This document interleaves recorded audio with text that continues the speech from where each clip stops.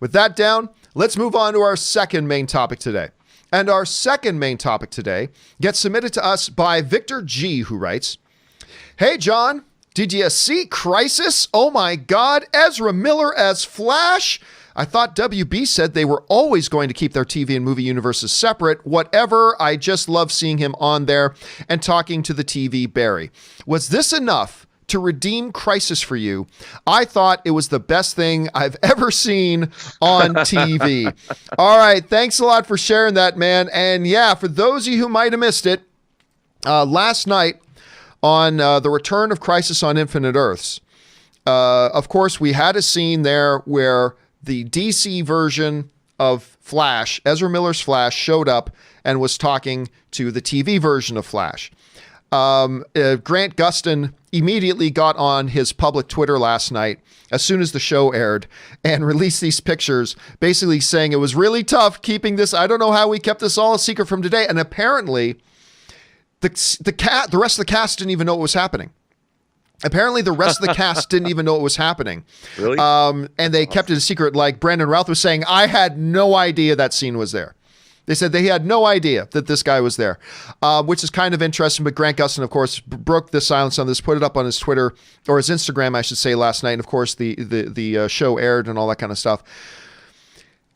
And, Rob, I want to ask you this.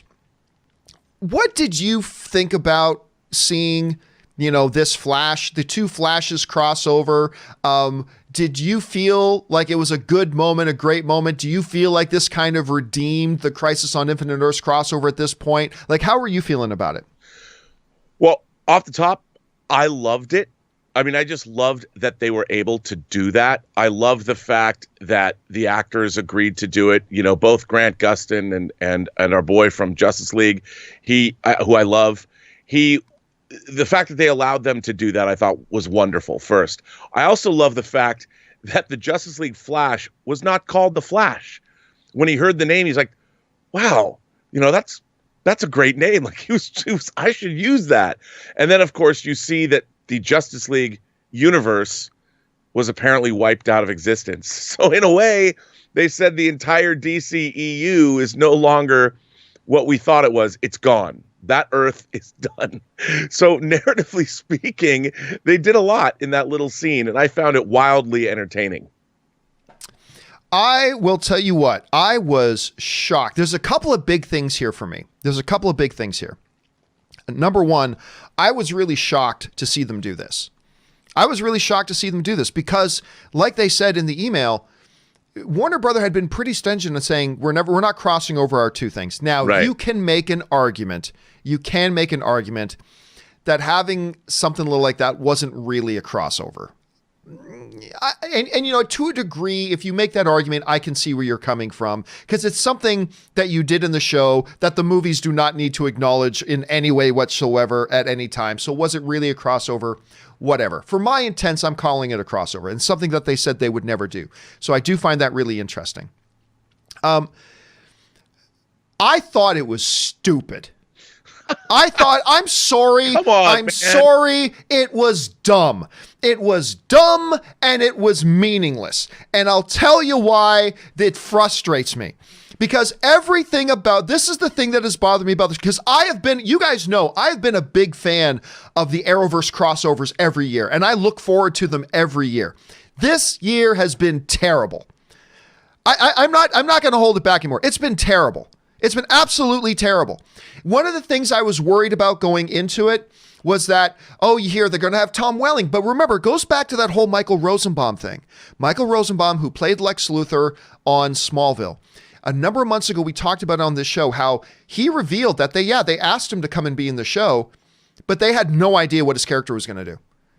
They had no idea what his character was going to do or say. They had no idea. They just asked him if he wanted to be in it. And he's like, if you don't even know what I'm doing, why would I come and do it?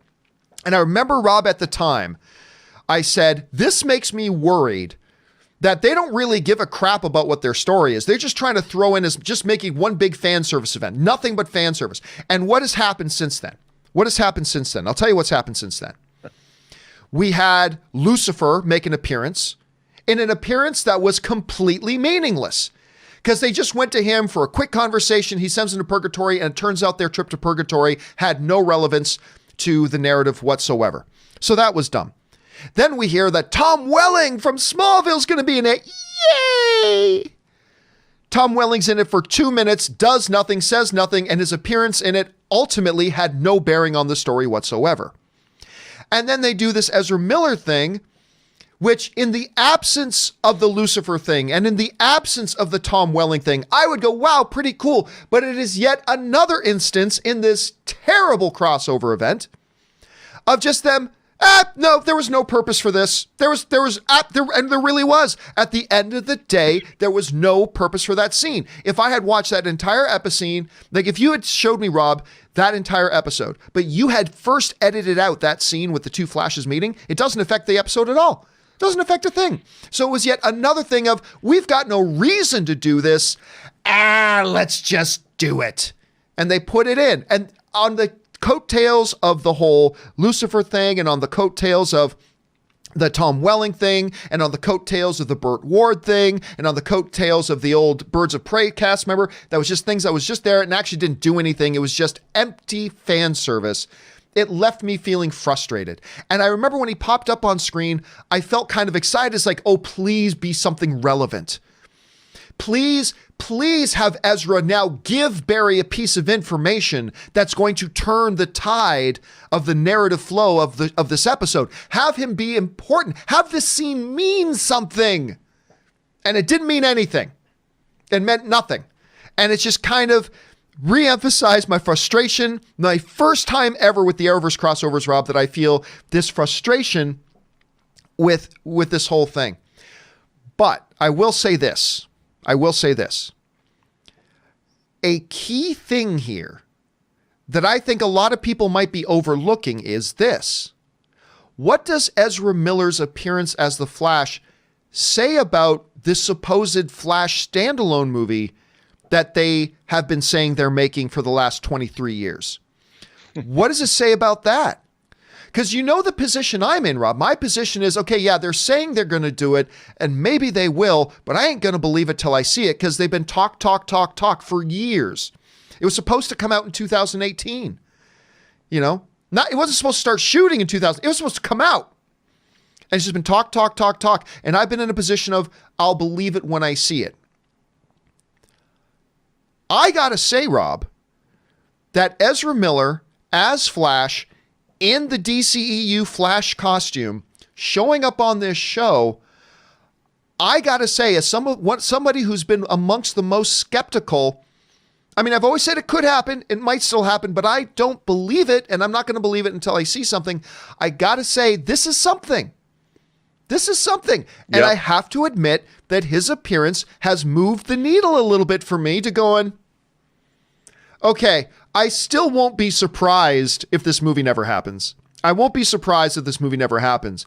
But I gotta say, I'm a little bit more on the belief scale now that it might possibly happen. And that, to me, Rob, might be the most significant thing that came out of that Ezra Miller appearance. I don't know. What do you think about that? Do you think it says anything to the validity of the movies coming?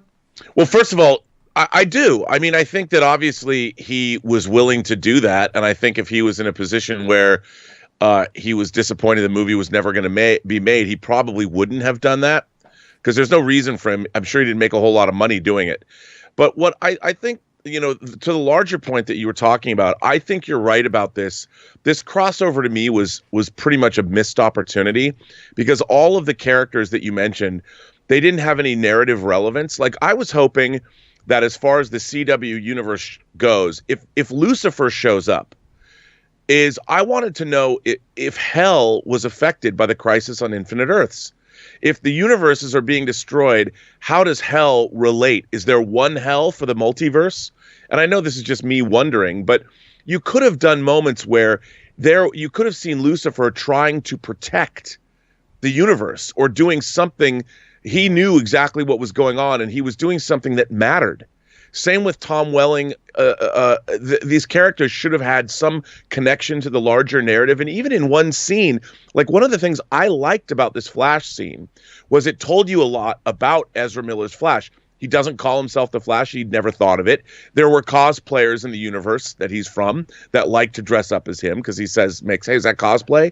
And then they were not aware of the crisis. So for me, I'm like, all of those bits of information, even though they're being delivered in funny dialogue, was kind of fun. And then you see Ezra Miller wiped from existence, which, of course, in the original Crisis on Infinite Earths, the original Flash was wiped out of existence.